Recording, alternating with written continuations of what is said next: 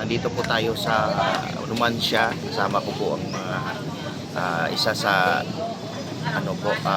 president ng Alliance Cooperative dito sa Aklan, no? So ngayon nandito po kami sa Morris Resort para in-invite po tayo para po magbigay kung ano po yung ating mission, ang vision sa First Vita Plus, no? So nandito tayo, naman natin ganda. So come on guys, kita natin ang ating ganda. So ngayon yung maadol, maganda yung ating ambience. Ayan. So, at ang kagandahan dito, hindi pa masyadong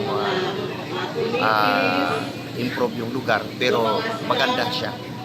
Okay, so yan.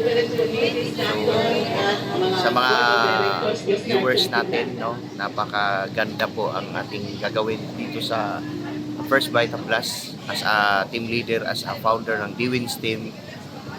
Isa po tayo sa magbibigay ng mission and vision sa ating kung paano po tayo mamuhay at magiging productive sa araw-araw. So yun lamang po. Great morning.